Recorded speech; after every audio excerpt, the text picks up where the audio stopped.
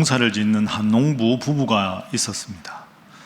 어느 날 남편이 들에서 일을 하다가 아주 기뻐서 집에 들어오면서 아내를 찾습니다. 여보, 기뻐하시오. 드디어 우리 집 암소가 송아지를 낳았어. 가난한 살림에 송아지 낳았다는 건 미천이 된다는 거 아닙니까? 너무 기뻐하는 아내를 보면서, 그런데 송아지가 한 마리가 아니라 두 마리요, 두 마리. 아주 기뻐했습니다. 하나는 흰 송아지고 하나는 붉은색 송아지였습니다. 그 부부가 참 기뻤습니다. 야, 한 마리일 줄 기대했는데 두 마리가 생긴 거 아닙니까? 그러자 남편이 이렇게 말합니다. 여보, 우리가 전에 한번 이야기했던 대로 하나님께서 한 마리를 더 물어주셨으니 우리가 이 두 마리를 잘 길렀다가 때가 되면 한 마리를 팔아서 한 마리는 우리가 계속 기르고 한 마리는 하나님께 바칩시다. 몇 달이 지난 다음에 어느 날 남편이 이제 일을 끝내고 들에서 다시 집으로 들어오는데 그날은 아주 얼굴빛이 침울합니다. 그리고 무거운 표정으로 아내에게 이렇게 말을 합니다. 여보, 슬픈 소식이 있어. 우리가 하나님께 바치기로 했던 그 송아지가 그만 죽고 말았어. 깜짝 놀랐습니다. 아내가 실망을 했죠. 어떡해요? 그러면서 아내가 묻습니다. 그런데 여보, 그때 우리가 두 마리 송아지 중에 어느 송아리를 하나님께 드릴까 정하지 않았는데 어떻게 당신은 하나님께 바치려고 했던 송아지가 죽었다고 말을 해요? 그러니까 아이 글쎄, 내가 그렇다면 그런 줄 알아야지. 이번에 흰 송아지가 죽었는데 나는 그때부터 흰 송아지 바치려고 마음먹고 있었단 말이야. 이번에 죽은 건 하나님께 딱 바치려고 했던 그 송아지야. 더 이상 말하지 마세요. 이렇게 이제 버럭 화를 냈다 하는 거죠. 여러분, 이 이야기의 교훈이 뭐라고 생각하십니까? 참 기분이 좋을 때, 은혜가 충만할 때 하나님 앞에 하나님께 바치겠습니다 하고 분명히 결단을 했는데 상황이 좀 안 좋아지고 내 믿음이 식어지고 나서는 그때 했던 그 결단은 다 뒤로 하고 다 잊어버리던 그런 우리의 모습이 바로 하나님께 바치기로 했다가 하나님께 바치고자 한 송아리가 죽자 그 일을 유야무야 만들었던 농부와 다를 바가 없지 않나, 그런 생각을 합니다. 사실 오늘 우리들은 살아가는 게 참 힘이 듭니다. 특별히 코로나를 겪으면서 너나 할 것 없이 모두가 경제적인 어려움을 겪고 있습니다. 사람은 돈 없이 살아가기가 어렵습니다.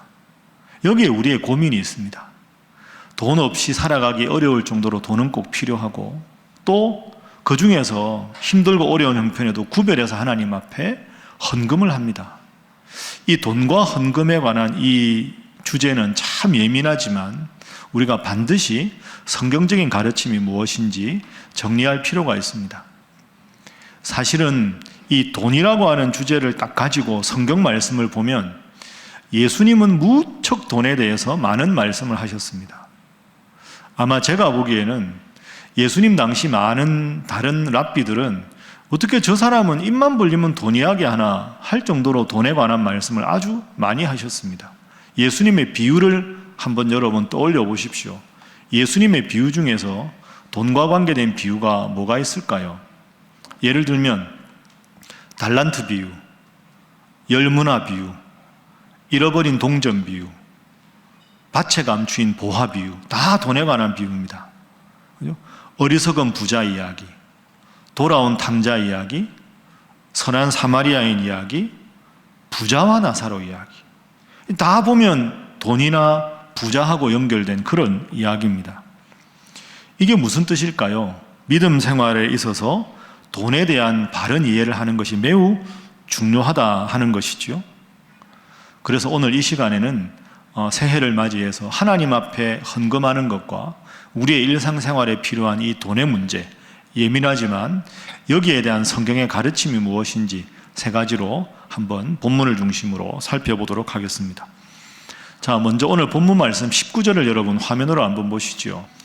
너희를 위하여 보물을 땅에 쌓아두지 말라. 보물이 뭘까요? 사람마다 다 제일 귀중하게 여기는 보물은 다르겠지만 일반적으로 생각하면 우리의 생활에 제일 필요한 게 그 중에 하나가 돈이라고 생각할 수 있으니까 보물을 돈이라고 한번 가정해 보면 너희를 위하여 돈을 땅에 쌓아두지 말라 이렇게 말씀하셨습니다. 여러분, 성경에서는 돈 자체를 결코 나쁜 것이라고 말하지 않습니다. 돈 자체는 중립적인 거죠. 돈 자체가 악한 게 아닙니다. 예수님께서 이런 말씀을 하셨습니다. 마귀의 유혹을 받으실 때 마태복음 4장 4절 말씀을 보시면 사람이 떡으로만 살 것이 아니요 하나님의 입으로부터 나오는 모든 말씀으로 살 것이니라. 저 말씀은 떡이 필요 없다는 말씀이 아닙니다. 사람이 먹고 살아야 한다. 먹고 살아가야 되는 떡보다 하나님 말씀이 중요하다는 것이지 떡이 필요 없다 이런 말씀이 결코 아니지요. 그래서 예수님은 떡을 사는데 필요한 돈 자체를 악하다고 결코 규정하지 않으셨습니다. 그 근거를 한번 우리가 살펴볼 수 있는데요. 자, 그래서 오늘 돈에 대한 첫 번째 성경의 가르침입니다. 여러분 꼭 기억하십시오. 보물, 돈은 필요하다. 그러나 돈을 지나치게 사랑하지는 말아라 하는 것이죠. 가르침을 한번 볼까요?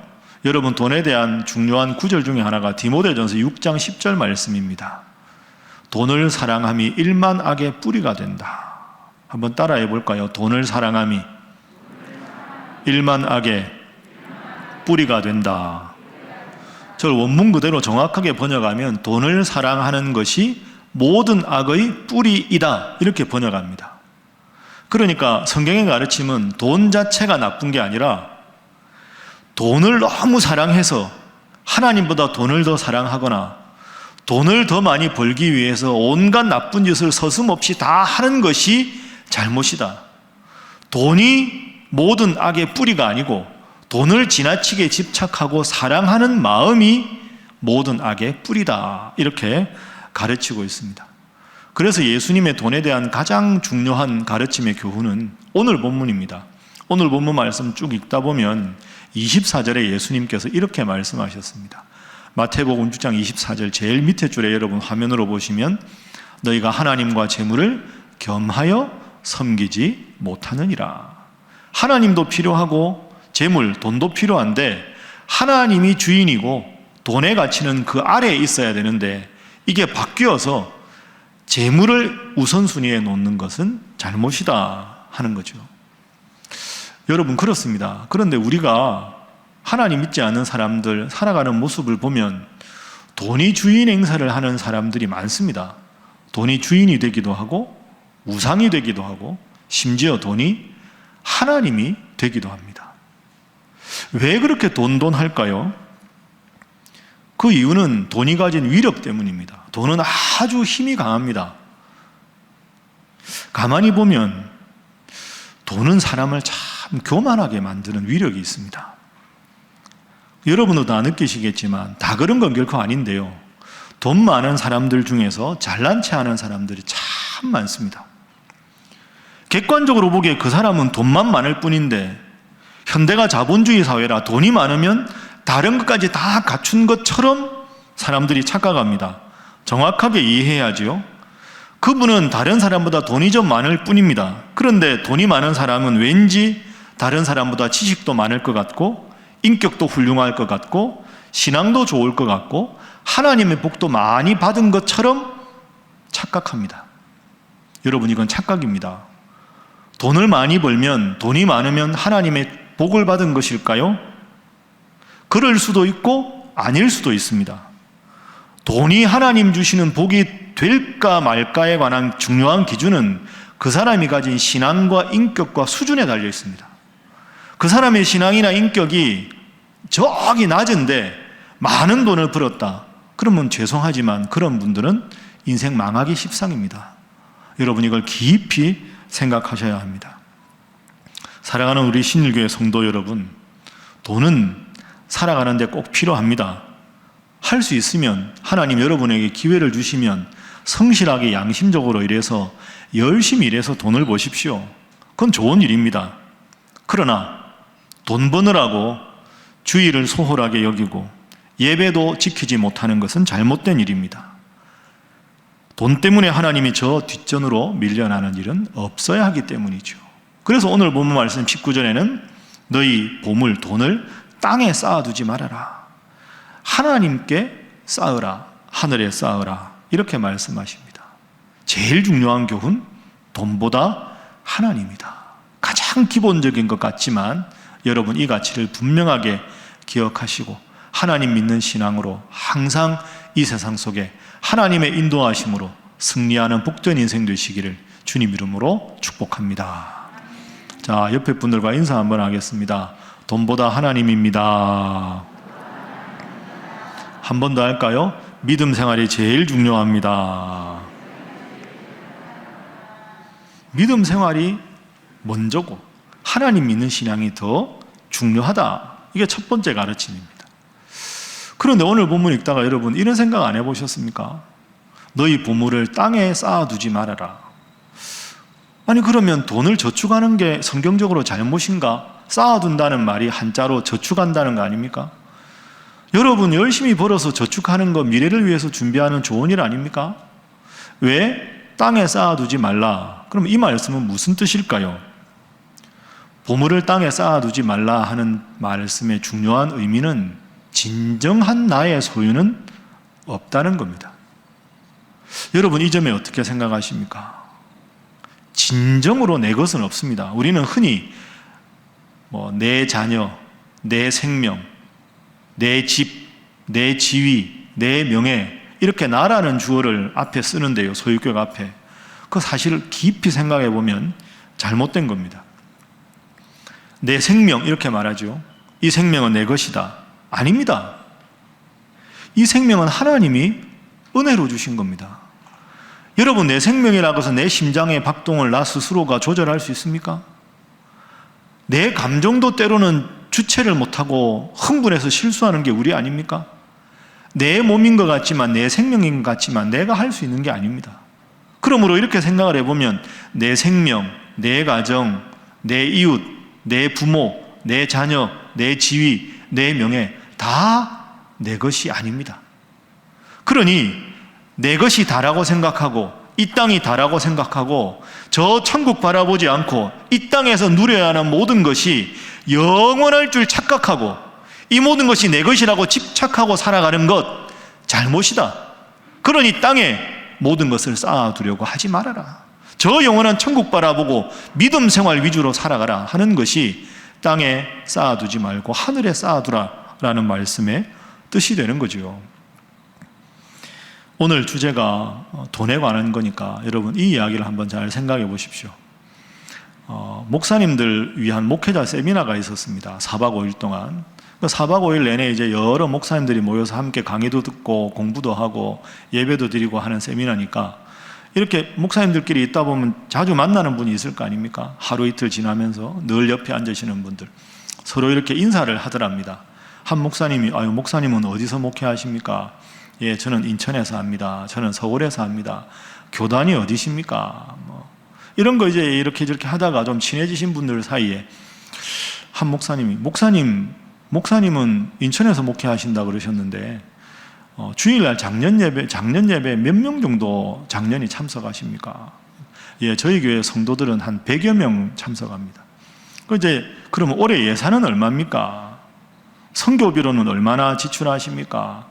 지역 봉사로는 어떻게 예산을 쓰십니까? 이러다가 예산 이야기가 나와서 목사님 그러면 작년 출석 교인이 100명인데 11조는 대략 몇 분 정도 하십니까? 하고 물었습니다. 그 질문을 딱 듣자 이 목사님이 예, 우리 교회 성도는 100명인데 100명 전체가 한 분도 빠짐없이 11조를 합니다. 깜짝 놀랐죠. 여러분 11조 하는 게 쉬운 일이 아닙니다. 여러분 이게 어려운 일 아닙니까? 아니 어떻게 전체 성도가 다 11조를 하나요? 예, 제 말씀은 그게 아니고요. 우리 교회 성도가 100명인데 40명은 교회에다가 11조를 하고 60명은 하나님이 직접 알아서 다 가져가십니다. 이렇게 말씀을 하더라는 거죠. 여러분 웃으셨는데요. 무슨 뜻일까요? 어차피 돈은 없어지게 되어 있습니다.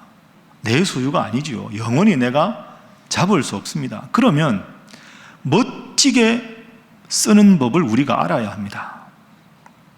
나에게 영원한 생명을 주신 주님 앞에 기꺼이 감사하는 마음으로 헌금하는 것, 믿음 생활에 당연한 것입니다. 여러분, 그게 힘들다면, 하나님 앞에 헌금하려고 하는데 손이 부들부들 떨리신다면 죄송하지만 그것은 여러분의 영적인 수준입니다. 그게 여러분의 신앙의 수준입니다. 깊이 생각하십시오. 종교개혁자 마르틴 루터가 이런 말을 했습니다. 믿는 자에게는 3가지 회심이 있다. 첫째는 머리의 회심, 두 번째는 가슴의 회심, 또 다른 하나는 돈지갑의 회심이다. 우리에게 참 많은 것을 시사해주는 깊이 있는 표현이라고 생각합니다. 마지막 3번째 성경에 대한 재물에 대한 성경의 교훈은 보물을 하늘에 쌓아두라, 20절 말씀. 하나님이 영광을 위해서 사용하라 하는 겁니다. 헌금에 대한 질문 중에 제일 많은 질문 중에 하나가 이런 겁니다. 목사님, 헌금을 얼마 정도 하는 게 성경적인가요? 성경 읽다 보면 온전한 11조를 하라는 말씀이 있는데 온전한 11조는 어떻게 하는 게 온전한 11조입니까? 저한테 많은 분이 여쭤보시는데요. 그건 저는 가이드라인을 목사로서 할 수 있지만 구체적인 액수를 여러분들에게 정해드릴 수는 없습니다. 헌금은 믿음의 분량 따라 하는 겁니다. 하나님께서 여러분에게 기쁘게 하시는 마음을 주시는 만큼 성실하게 하나님 앞에 최선을 다해서 하면 되는 거죠. 헌금에 관한 설교라 혹시 여러분 마음에 좀 부담이 있으십니까? 11조 해야 하고 감사헌금 해야 하는데 너무 힘드시고 손이 떨리시면 안 하셔도 됩니다. 11조 하는 것과 구원 얻는 것 아무런 관계가 없습니다. 다만 중요한 게 뭐냐 하면 하나님 은혜 감사하다가 입술로는 늘 고백을 하면서 돈 앞에는 초라하게 벌벌 떠는 신앙인이라면 그 신앙은 회개해야 한다는 거죠. 더 성숙한 신앙인이 되게 해달라고 기도하셔야 합니다. 그래서 우리가 하나님 앞에 헌금을 하지만 몇 가지 잘못된 태도가 있습니다. 제가 5가지 일러드릴 테니까 여러분들 헌금하면서 이런 모습은 없는가 한번 돌아보십시오. 첫 번째 잘못된 헌금의 태도는 조건적인 헌금입니다. 하나님, 나에게 이만큼 복을 주시면, 이만큼 소득을 주시면 그 전제를 달고 하나님 앞에 헌금하겠습니다. 그 아주 잘못된 거죠. 조건적인 헌금입니다. 성경은 결코 복을 받기 위한 선행 조건이나 불행을 방지하기 위한 주술적인 조건으로 헌금하라고 말씀하지 않으셨습니다. 두 번째 잘못된 것은 준비가 안 된 헌금입니다. 아이고, 오늘은 헌금 안 가져왔네. 뭐 한 주 정도 안 해도 되겠지. 헌금은 단순한 돈이 아닙니다. 신앙의 표현입니다. 이걸 여러분 꼭 기억하십시오. 헌금에 관한 것은 돈에 관한 게 아니라 믿음에 관한 고백입니다. 하나님이 나에게 은혜를 주셨다는 것에 대한 신앙의 고백이 헌금입니다. 오늘 내가 이 자리에 있을 수 있다는 것에 대한 하나님께 감사하는 표현이 헌금입니다. 그래서 헌금은 예배의 부수적인 요인이 아니라 필수적인 요소가 되는 거지요. 세 번째 잘못된 것은 기분 따라 하는 헌금입니다. 오늘따라 별로 기분도 좀 안 좋고, 오늘 뭐 찬양도 내 마음에 안 들고, 오늘 목사님 설교도 별로 마음에 안 들어서 나 오늘 안 해야 되겠다.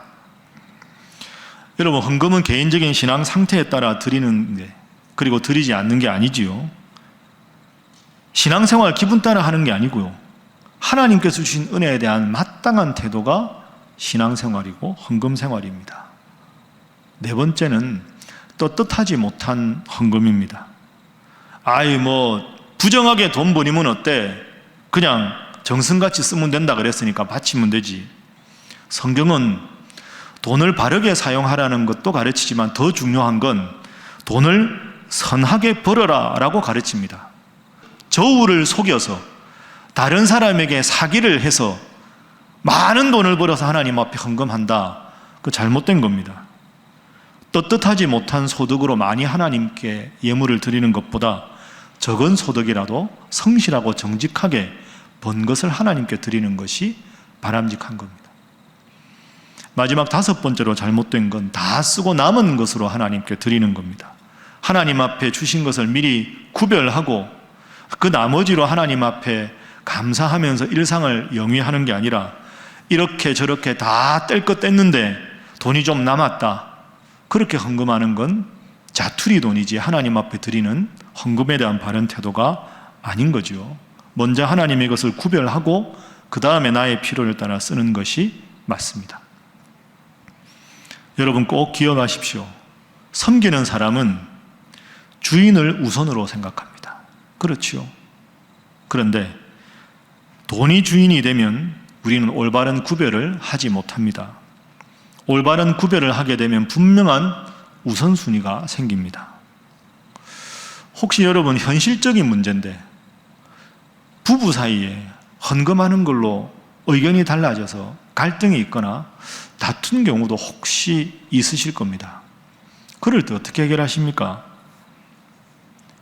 헌금 문제가 돈에 관한 게 아니라 믿음에 관한 문제다 하고 말씀드렸죠. 그런 관점이라면 믿음이 좋은 그리고 믿음이 부족한 두 분 사이의 의견이 달라질 때는 믿음이 좋은 쪽의 의견을 듣는 것이 맞습니다. 신앙에 그게 훨씬 유익한 것이지요. 그런데 일치가 되지 않는다, 더 기도하십시오. 그걸로 부부싸움의 주제가 될 필요 없습니다. 믿음이 내가 더 좋다고 상대방을 막 지나치게 폄하할 이유가 없습니다. 두 분 다 기쁘게 하나님 앞에 감사하고 드릴 수 있을 때까지 충분히 대화하고 기도하십시오. 돈의 액수가 중요한 게 아닙니다. 그것 때문에 시험 들어서 예배당에 안 나오는 게 더 큰 문제입니다. 하나님은 액수가 아니라 기쁘게 드리는 마음가짐과 믿음을 더 중요하게 여기는 분이기 때문입니다. 이제 말씀을 정리하겠습니다. 성경을 가만히 읽어보면 성경은 복 가진 사람은, 복 받은 사람은 이런 표현이 없습니다. 뭐라고 표현합니까? 복 있는 사람은 이렇게 표현합니다. 복 가지고 복 받고가 아니라 복 있는 사람. 부자라는 단어와 부요라는 단어는 다릅니다. 한번 따라해 보시죠. 부자, 부요. 어떻게 다를까요? 부자는 소유가 많은 사람을 부자라고 합니다. 부요한 사람은 소유한 게 적어도 하나님 주시는 은혜로 마음이 넉넉한 사람을 부요한 사람이라고 말합니다. 복이 있는 사람은 부요한 사람이지 부자가 아닙니다. 부자가 되면 하나님 앞에 복을 받고 가난하게 살면 복을 못 받았다. 매우 비성경적인 표현입니다. 마음이 하나님 앞에 늘 은혜에 감사하고 돈을 많이 받았던 적게 가졌던 하나님 은혜에 감사하고 사는 부요한 사람이 되는 게 중요한 거지요. 여러분, 하나님께서 여러분에게 많은 것을 허락하셨습니까? 돈이 많으십니까? 하나님께 감사하십시오. 그리고 겸손하십시오. 그리고 하나님 주신 그 돈을 하나님께서 기쁘게 보실 만한데 사용하십시오. 그게 맞는 겁니다. 혹시 평상시에도 힘들었는데 코로나 때문에 더 힘들고 어려워 돈이 없어 힘드십니까?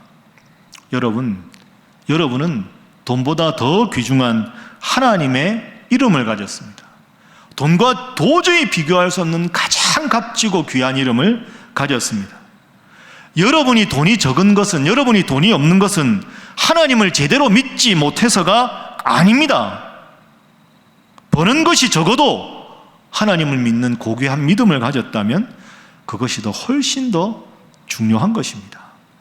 올 한 해 우리가 특별 새벽 기도를 통해 들은 말씀대로 하나님 가장 기뻐하는 것이 예배니 예배 잘 드리고 정직하게 성실하게 하나님 주신 일상에 최선을 다하고 하나님 주신 일상에서 주시는 것에서 구별해서 하나님 앞에 감사할 수 있는 여러분, 그래서 정말 올 한 해가 예배에 성공하고 여러분의 인생에 하나님 앞에 큰 복을 누리는 귀한 새해 될 수 있기를 주님 이름으로 축복합니다.